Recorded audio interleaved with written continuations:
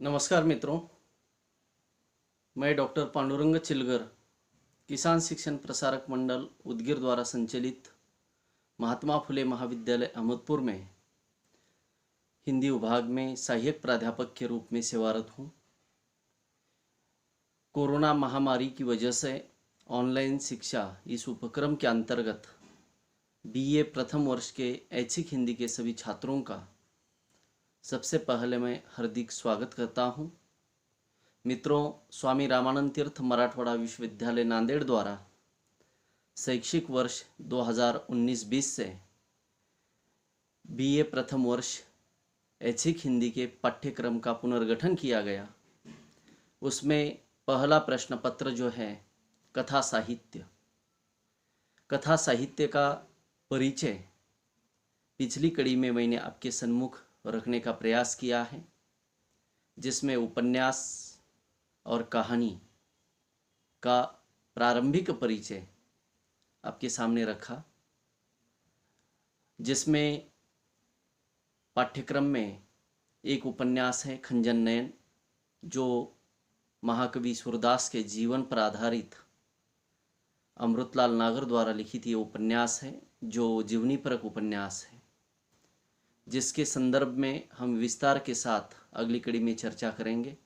अभी पाठ्यक्रम को लेकर जो पाठ्यक्रम में समाविष्ट 6 कहानियाँ हैं, उसका प्रारंभिक परिचय संक्षेप में मैं आपके सन्मुख रखने का यहाँ पर प्रयास कर रहा हूँ। पहली कहानी है उसने कहा था, और उसके लेखक हैं चंद्रधर शर्मा गुलेरी। ये जो कहानी है, ये कहानी पूर्व दीप्ति शैली में लिखी गई कहानी है। अत्यंत मार्मिक, प्रेम, त्याग और बलिदान का चित्रण करने वाली यह कहानी है भारतीय जवानों के जीवन पर आधारित, जो मौलिकता की दृष्टि से हिंदी की प्रथम कहानी है। क्योंकि ये जो कहानी है, ये कहानी सन 1915 में सरस्वती नामक पत्रिका में प्रकाशित हुई, जो हिंदी की सर्वश्रेष्ठ कहानियों में से आती है, और मौलिक कहानियों में यह हिंदी की पहली कहानी है। उससे पहले भी इस कहानी के कहानीकार चंद्रधर शर्मा गुलेरी जी ने के अन्य 2 कहानियाँ लिखी थी, जिसमें सुखमय जीवन जो 1911 में प्रकाशित हुई भारत मित्र नामक पत्रिका में, और उसके बाद बुद्धू का कांटा, और तीसरी कहानी उसने कहा था। चंद्रधर शर्मा गुलेरी जो है एक मेधावी तथा प्रतिभा संपन्न, अभूतपूर्व सामंजस्य वाले धनी हैं। अपने छात्र जीवन में प्रत्येक परीक्षा में उन्होंने प्रथम श्रेणी उत्तीर्ण की। पुरातत्व, इतिहास, भाषा विज्ञान, दर्शन, साहित्य आदि विषयों में उनकी गहरी पैठ थी। इसका प्रमाण सन 1904 से 1907 के बीच लिखे गए उनके निबंधों से भी हमें मिलता है। गुलेरी जी के निधन के लगभग 25 वर्ष बाद उनकी कालजयी कृति पुरानी हिंदी का प्रकाशन हुआ, जिसने विश्वविद्यालयों में हिंदी भाषा की उत्पत्ति और विकास का ज्ञान छात्रों को करवाने का महत्वपूर्ण कार्य किया है। वे हिंदी, संस्कृत, पाली, प्राकृत, अपभ्रंश, बंगला, मराठी आदि भारतीय भाषाओं के ज्ञाता थे, तथा उनका अंग्रेजी, फ्रेंच, जर्मन और लैटिन भाषाओं पर भी उतना ही अधिकार था। एक भाषा प्रभु के रूप में, एक समीक्षक के रूप में, एक आलोचक के रूप में, निबंधकार के रूप में, कहानीकार के रूप में चंद्रधर शर्मा गुलेरी का नाम हिंदी साहित्य में लिया जाता है, जो अत्यंत अजरामर साहित्यकार रहे हैं। गुलेरी जी का एक सफल गद्यकार होने के साथ साथ ब्रज तथा खड़ी बोली के सफल कवि के रूप में भी उन्होंने अपना स्थान बनाया। मुक्त छंद में हिंदी कविता लिखने वाले वे पहले हिंदी के कवि माने जाते हैं। हिंदी में इंटरव्यू साहित्य का सूत्रपात करने का श्रेय भी चंद्रधर शर्मा गुलेरी को जाता है। 20-21 वर्ष की अल्पायु में ही गुलेरी जी ने जयपुर समालोचना नामक पत्रिका का संपादन कर हिंदी समीक्षा को आगे बढ़ाने का कार्य किया। ऐसे महान साहित्यकार का जन्म सन 1884 में एक समृद्ध तथा विद्या संपन्न परिवार में गुलेरी नामक गांव में उनका जन्म हुआ। उनके पिता पंडित शिवराम शास्त्री जयपुर संस्कृत कॉलेज के प्रधानाचार्य थे। यानी ये जो शिक्षा की परंपरा थी, ज्ञान की परंपरा थी, ज्ञान साधना की लालसा जो थी, वो उनको पिता से मिली है।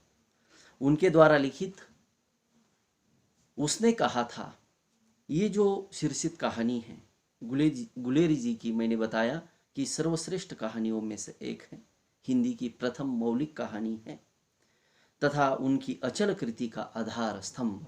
उसने कहा था ये कहानी है। ये कहानी अत्यंत रोचक है, जिज्ञासा जागृत करने वाली है। उसने कहा था, इसका मतलब किसने कहा था, किससे कहा था, क्यों कहा था, कब कहा था, ऐसे एक नहीं बल्कि कई सवाल हमारे सामने ये कहानी का शीर्षक निर्माण करता है। यह है कलात्मकता, कहानीकार की कलात्मकता। और इसी कलात्मकता के साथ उन्होंने पूर्व दीप्ति शैली में यह कहानी लिखी है। हिंदी कहानी के विकास में इस कहानी का अपना विशेष महत्व है। ये कहानी लहना सिंह के चरित्र के माध्यम से निश्चल प्रेम, प्रण पालन, त्याग की भावना तथा वीरता जैसे भावों को एक साथ अभिव्यक्ति देती है। लहना सिंह अपने बचपन के प्रेम के लिए अभूतपूर्व त्याग करता है और अपने प्राणों की आहुति देकर सूबेदारनी के पति हजारा सिंह तथा उनका पुत्र बोधा सिंह की रक्षा करता है। प्रतिपाद्य तथा रचना शिल्प की दृष्टि से यह एक अनूठी रचना है। कहानी का प्रारंभ अत्यंत आकर्षक ढंग से करते हुए लेखक ने अंत में करुणा की अभूतपूर्व सृष्टि की है। कथा सूत्रों को परस्पर जोड़ने तथा पात्रों की चरित्रगत विशेषताओं को उद्घाटित करने वाले समर्थ संवाद, अमृतसर से लेकर फ्रांस की युद्ध भूमि के वातावरण का सजीव चित्रण, भावानुकूल एवं पात्रानुकूल भाषा का प्रयोग इस कहानी को एक ऊंचाई प्रदान करते हैं। पूर्व दीप्ति शैली का सफल प्रयोग हिंदी में पहली बार इसी कहानी में हुआ है। व्यंग्य का अपूट सूक्ष्म चरित्र चित्रण, देशज, उर्दू तथा पंजाबी शब्दों के प्रयोग के द्वारा वातावरण की सृष्टि, सरल, सहज और मुहावरेदार भाषा इस कहानी की भाषागत खास विशेषता है। मित्रों, ये जो कहानी है अत्यंत रोचक है। पूर्व दीप्ति शैली में लिखी गई कहानी लहना सिंह के बचपन के प्रेम को वह याद रखता है और सूबेदार हजारा सिंह की पत्नी यानी लहना सिंह की बचपन की पहली प्रेमिका, मानो कि उनकी मुलाकात अमृतसर के एक बाजार में होती है। वो कैसे होती है, वहां पर वे आपस में क्या बातचीत करते हैं और आगे चलकर दोबारा उनकी मुलाकात कैसे होती है। और उसी हजारा सिंह की पत्नी ने, आपकी उत्सुकता अधिक न बढ़ाते हुए मैं बताता हूं कि उसी हजारा सिंह की पत्नी ने लहना सिंह को युद्ध भूमि पर जाते समय कहा था। अर्थात क्या कहा था, इसको हम कहानी के माध्यम से ही सुनेंगे अगली कड़ी में, क्योंकि शुरुआत जो है पाठ्यक्रम की, और उसी पाठ्यक्रम की शुरुआत को लेकर कहानीकार और उन कहानियों का प्रारंभिक परिचय, उसकी भूमिका, उसका उद्देश्य केवल मैं आपके सन्मुख रखने का प्रयास कुछ कड़ियों में करने जा रहा हूं। तत्पश्चात एक एक कहानी को हम विस्तार के साथ देख लेंगे।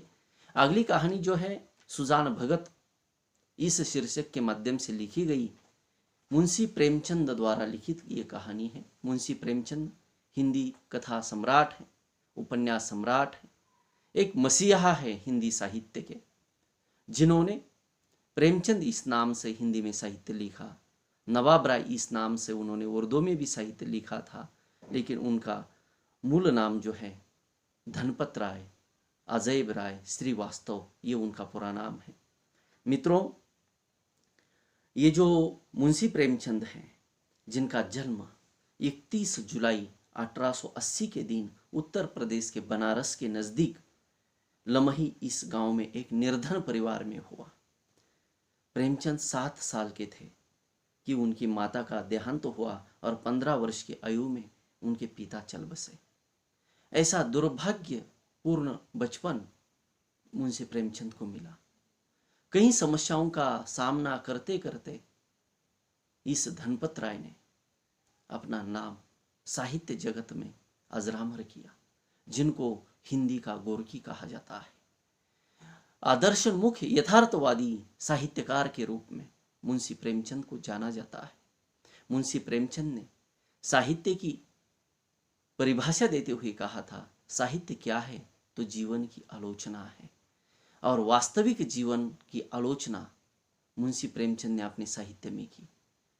मजदूर, किसान, वृद्ध, स्त्री, पुरुष, बाल बच्चे, बालिकाएं, निम्न जाति के वर्ग पात्र उनकी कहानियों के नायक हैं। प्रेमचंद ने उन मूक नायकों को वाणी देने की कोशिश अपने साहित्य के माध्यम से की। उन्होंने लगभग अपने जीवन में 300 कहानियां लिखी, लगभग 13 उपन्यास लिखे, कुछ नाटक लिखे, निबंध लिखे और एक कथा सम्राट के रूप में उन्होंने अपना नाम हिंदी साहित्य जगत में अजरामर किया। अल्प आयु में ही उनके कंधे पर परिवार की जिम्मेदारी आई। आर्थिक संकटों से जूझते हुए उन्होंने सन 1910 में इंटर पास किया और 1919 में बीए किया। 1920 में गांधीवादी विचारधारा और आंदोलन के संपर्क में आने से उन्होंने सरकारी नौकरी का त्यागपत्र दिया। आजीवन आर्थिक कठिनाइयों से जूझते हुए साहित्य लेखन करते रहे। प्रेमचंद, जिन्होंने, मैंने कहा कि उनका मूल नाम, असली नाम धनपत राय है, नवाब राय इस नाम से उन्होंने उर्दू में साहित्य लिखा। अंग्रेजों द्वारा उनकी उर्दू में लिखी गई सोजे वतन ये रचना जब्त की गई। तत्पश्चात उन्होंने हिंदी में प्रेमचंद इस नाम से साहित्य लिखना आरंभ किया। उनकी सर्वप्रथम कहानी दुनिया का सबसे अनमोल रतन सन 1907 में प्रकाशित हुई। प्रेमचंद ने लगभग 300 कहानियां लिखी जो मानसरोवर के 8 खंडों में संकलित हैं। साथ ही साथ एक उपन्यासकार के रूप में ही नहीं, कहानीकार के रूप में ही नहीं, निबंधकार के रूप में ही नहीं, नाटककार के रूप में ही नहीं, बल्कि एक सफल संपादक के रूप में भी प्रेमचंद का नाम लिया जाता है, जिन्होंने जमाना, मर्यादा, माधुरी, जागरण, हंस जैसी प्रथित यश प्राप्त हिंदी की पत्रिकाओं का संपादन किया। प्रेमचंद वे कथाकार हैं जिन्होंने कहानी और उपन्यास को राजा महाराजाओं के महल से निकालकर खेत खलिहान झोपड़ी के साथ जोड़ दिया। कल्पना और मनोरंजन की दुनिया में विहार करने वाले कथा साहित्य को उन्होंने मनुष्य के जीवन के साथ जोड़ने का सफल प्रयत्न किया, जिस कारण उन्होंने साहित्य की परिभाषा देते हुए कहा कि साहित्य क्या है तो साहित्य जीवन की आलोचना है। प्रेमचंद ने मानव मन की गहराई में उतरकर उनके सुख दुख, हर्ष विषाद, मानसिक द्वंद्व तथा विविध समस्याओं को कथा साहित्य में रूपायित कर प्रगतिवादी विचारों की स्थापना करने का महत्वपूर्ण कार्य किया। आदर्श और यथार्थ का समन्वय, विविध प्रकार के पात्र, कथा वस्तु की विविधता, प्रगतिवादी दृष्टिकोण, मानवतावाद की स्थापना, उपेक्षित पात्रों के प्रति सहानुभूति आदि उनके कथा साहित्य की खास विशेषता है। उनकी कहानियाँ, कुछ प्रसिद्ध कहानियाँ जो है जिनसे आप परिचित होंगे, कफन, पूस की रात, बड़े घर की बेटी, ठाकुर का कुआं, सदगति, सुजान भगत, ईदगाह, मंत्र एक, ऐसी कई चर्चित कहानियाँ उन्होंने लिखी। साथ ही साथ सेवा सदन, कायाकल्प, प्रेमाश्रम, रंगभूमि, कर्मभूमि, निर्मला, गबन, मंगलसूत्र जैसे कई प्रसिद्ध उपन्यास उन्होंने लिखे और भारतीय किसान जीवन पर आधारित भारतीय किसान जीवन की गाथा के रूप में उनका एक प्रसिद्ध उपन्यास है जो विश्व के पहले 10 उपन्यासों में उसका नाम आता है, वो है गोदान।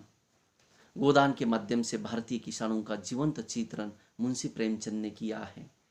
मित्रों, उनके द्वारा लिखित सुजान भगत ये जो कहानी है एक कर्तव्यपरायण, ईमानदार, मेहनती तथा दानवीर वृत्ति के किसान को प्रस्तुत करती है। इस कहानी का सुजान महतो मेहनत से खेती करता है। अपने खेती से निकले अनाज को वह खुले मन से दान के रूप में साधु तथा भिक्षु को देता है। इसी दान धर्म की वृत्ति ने उसे सुजान महतो से सुजान भगत बना दिया था। गांव में उनका मान सम्मान था, लेकिन घर में यह मान सम्मान तथा अधिकार घटने लगा। घर में सुजान महतो को आदर तो मिलता, लेकिन अधिकार नहीं। दरवाजे पर आए एक भिखारी को जब वह एक सेर जौ देने लगता है, तो बेटे भोला ने उनके हाथ से वह जौ की छबड़ी छीनकर उसके अधिकार को आहत कर दिया। सुजान भगत बेटे के इस रवैये से दुखी हो जाता है। अपनी वृद्धावस्था में भी खेती में परिश्रम कर पुनः अपने अधिकार को प्राप्त कर लेता है। मनुष्य को समाज में मान सम्मान केवल आर्थिक समृद्धि से नहीं मिलता, उसे उसके साथ साथ मेहनत, ईमानदारी, दानवीर वृत्ति को भी अपनाना होता है। मानव जीवन में ईमानदारी और मेहनत के प्रति लगाव महत्वपूर्ण होता है। यही इस कहानी की मूल संवेदना है। मित्रों, जो समाज की दृष्टि से महान है, उसे घर में क्या स्थान होता है उसको कितनी दर दर ठोकरें खानी पड़ती है। और ईमानदार का जीवन तो आप जानते ही हैं, कई प्रकार की समस्याओं का उसको मुकाबला करना पड़ता है, कांटों के राह पर चलना पड़ता है।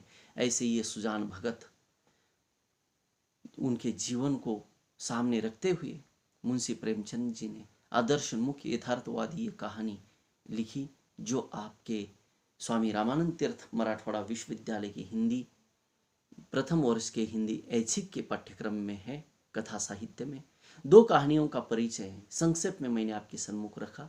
अगली कड़ी में हम अगली कहानियों के परिचय को लेंगे और तत्पश्चात एक एक कहानी को विस्तार के साथ कथा वस्तु तथा तत्वों की दृष्टि से आपके सामने विवेचित करने का प्रयास मैं निरंतर करता रहूँगा। और साथ ही साथ जो पाठ्यक्रम में उपन्यास है खंजन नयन, इस उपन्यास को भी विस्तार के साथ आपके सम्मुख रखने का मैं प्रयास करूँगा। आपने मेरी इन बातों को सुना, सहा, समझ कर लिया होगा, नहीं तो आप पुनः इस वीडियो को पुनः बार बार देखिए, सुनिए, और जो भी आपके सामने समस्याएं निर्माण होती है, प्रश्न निर्माण होते हैं, तत्काल मुझे आप पूछ सकते हैं। धन्यवाद।